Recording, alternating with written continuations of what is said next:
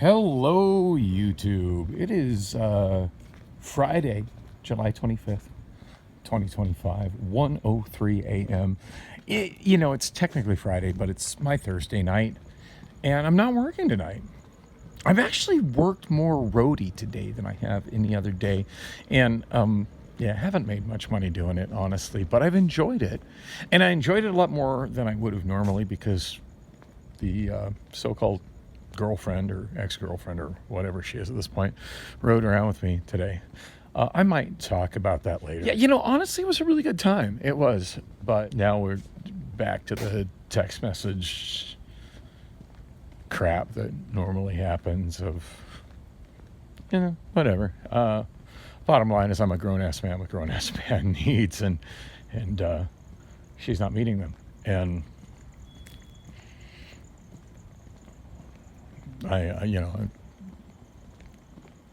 as men tend to do, I take care of my needs the best I can. And if you're not helping me with them, I will find someone who will. Anyway, in case you're wondering where I'm walking, I'm walking on a side street. I think it's Cochise. For a neighborhood I grew up in, you think I would know this one. It's funny, like I've got this crazy encyclopedic knowledge of the streets of Phoenix, but a lot of streets, like I don't know the name off the top of my head. I just know where they're at, and it's Cochise. I did know the name. I wasn't 100% certain on this being Cochise, but I did remember. Anyway, at this point in my life, this is the street that connects Bull Shooter's Bar to the Metro Center area Tesla supercharger, which I'm using for the first time tonight. I've considered using it many other times, and it didn't really. I just always had better options for charging the car, and this time, like I've been doing so much roadie today that by the time I got over here, a lot of driving, a lot of stuff going on today. By the time I got over here, the car was down to 15%. And as I mentioned before, since I have an EV6, it's an 800 volt car, and Tesla superchargers are limited to 400 volts. So because of the fact that the car has to compensate for that and charge at half the voltage that the car is capable of charging, and then I forget exactly how it does it, but it's complicated. I think it somehow uses the one of the motors to change the voltage. I feel like I read that somewhere. Anyway, like looking around, I'm worried I walked past it.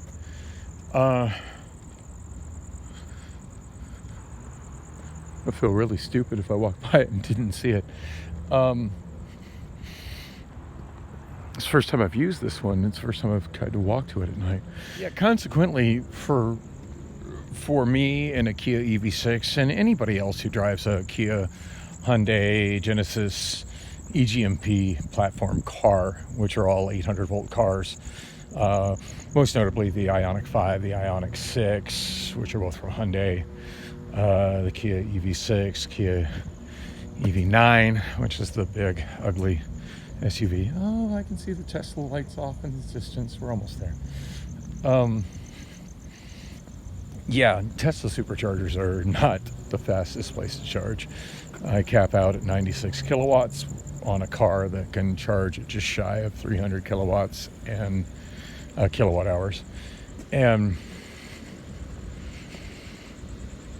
But I figured I'd be here for roughly an hour and sing a song, and it's worked out pretty good. The car's just about charged now. The bar's not closed, but it was I was not finding any love there tonight, and feeling kind of alone, and I don't want to say alone in a crowd, alone in a bar with not many people in it, and it just made more sense to come back and get the car. But even if I wasn't, like, I would need to come get the car right now anyway, so that I'm not sitting here blocking a supercharger and getting hit with a fee for being connected and not charging. And there's the Tesla app, charging in progress. Oh yeah, it cost me about $25. But like I said, I was down all the way to 15%, and I'm just about, I don't know, I'm at like 90 something now. I suppose I should hop in the car real quick and just see what it has to say. The Tesla, or not the Tesla app, I'm sorry, actually the Tesla app's all right, it's just laggy. Oh, there we go, 98%, and I'm down to 21 kilowatts, so I really couldn't have got back to my car at a better time.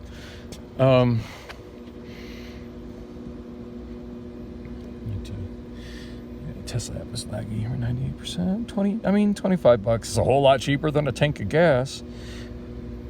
The night rate at this supercharger is higher than others. I went to one the other day. It was like 26 cents. I think this one is 30. I think this one is 35 cents, something like that. Hang on, I need both hands to pull that chunky adapter off the cord.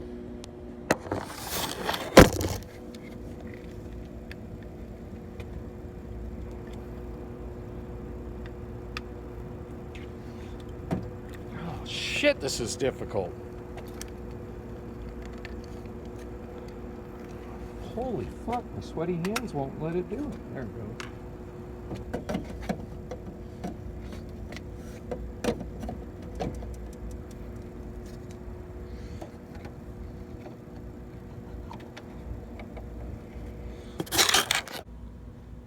Okay, that was kind of annoying. Still at the Tesla supercharger, I got the chonky adapter disconnected from the car, and I had to walk to a dark place to pee because oh, of course, already unlocked. Hello. Because unfortunately, public restrooms are an uncommon feature at public charging stations, which that's the one amenity that I really want more than any. There we go. I did a survey through PlugShare. I've done them a few times through PlugShare that's done by J.D. Power and Associates. And wow, we're out of focus here. And the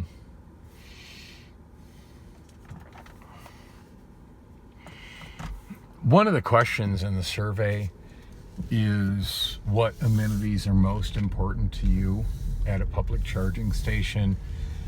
And it doesn't let you rank them, but it lets you pick 3 from a list. I think there's an other where you could fill in something, but yeah, I'm not bothering to do that. But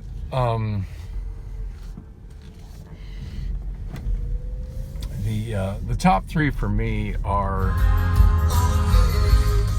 and I would say in order, is restrooms, shade, and trash can. Because charging in the daytime in Phoenix when there's no shade is brutal. Not only from the heat and the sun on you. Boy, this phone does not want to focus right now. Not only from the heat and the sun on you, but the way you generally need to use an app on a smartphone screen to initiate your charging and control your charging and end your charging is very difficult to do in the sunshine when there's no shade and you just can't see your screen. I've yet to see a smartphone where one can really see the screen in Phoenix in the daytime when the sun is shining. It's just it's a struggle, and keep in mind, you know, with my vision, it's a struggle to see the screen in the best of circumstances. So add sun glare and the fact that the screen isn't as bright as the glare of the sun on the screen, and yeah, it's a struggle for sure. Anyway, But yeah, I mean, restrooms, you're stuck somewhere for a while charging. Like, it's nice to be able to pee and not have to find secluded bushes or the back of a dumpster or something and relieve yourself like a freaking homeless person. But yeah, I find myself doing that more than I'd like to. And a lot of that is due to the fact that homeless people have a habit of absolutely wrecking public restrooms.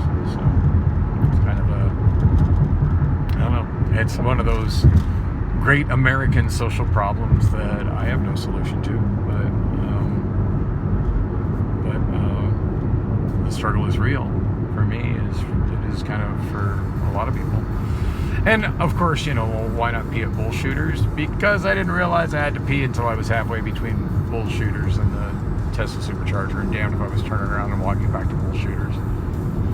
But as you saw, I showed up at the right time. Oh, by the way, we're on a part 2 video because as I picked up my phone from the back of my car, I bumped something and stopped the video from recording. It happens a lot. God, my iPhone is just refusing to focus on I-17. I'm on I-17 heading southbound, 1:17 a.m. right now, and yeah, it's still Friday, July 25th, 2025. A lot of celebrity deaths this week.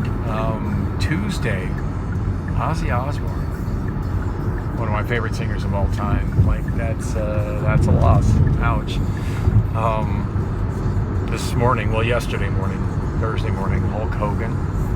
And I'm not a wrestling fan. I'm not a Hulk Hogan fan or anything, but I'm solidly Gen X. I finished high school in 1988, and anybody that grew up in that era, Hulk Hogan was larger than life. And rest in peace, Hulk Hogan. Other notable celebrity deaths this week. Chuck Mangione. Yeah, that doesn't feel so good. And I was trying to explain to the bartender over at Bullshooters as I was closing to my tab who Chuck Mangione was, and I feel it's worth mentioning that his biggest gig for the last 20 years has been as a recurring character on The Simpsons, as he's played a parody of himself that is always a really quick cameo and is always pretty funny. And he just like shows up at these crazy grand openings in Springfield, playing himself, playing Feels So Good on the trumpet. And I'm Chuck Mangione. So rest in peace, Chuck Mangione. I do have a few of his albums. He's a lot more than just one hit song, by the way. But I mean, the degree I've got into Chuck Mangione's music isn't even comparable to how much I've got into Ozzy. I mean, I've got a substantial amount of Ozzy on the flash drive in the car. Although I don't have any Black Sabbath, which I was riding with a woman that I met at a different bar. Last time I saw her here, we cruised around for a couple hours, after hours in the car, and she had asked about Black Sabbath, and I was kind of surprised to see that I didn't have any Black Sabbath at all in the on the flash drive in the EV6. I really need to put more stuff on the flash drive, but I still have my computer in pieces. Also, celebrity deaths this week. I forget his name, but the guy who played Theo on The Cosby Show, he passed away this week as well. And, well, the so-called girlfriend, or whatever she is at this point, was riding around with me as I was doing roadie runs this afternoon. She informed me that one of my friends and former co-workers at 2 different bars that I used to work at, Castaways and Gilligan's, who was a big fan of my karaoke, used to come to my karaoke shows, even ones that were at bars he didn't work at, and granted, I haven't seen him much since the pandemic, but my friend Tito apparently had a heart attack about 3 weeks ago and has also passed away. So Rest in peace, Cheeto. Wish I'd have spent more time with you since the pandemic. What a sad note to end this video on. Anyway, I'm going in. It's 1:20, so it's doubtful whether or not I'll be able to sing, but I'm optimistic. The host here usually takes pretty good care of me.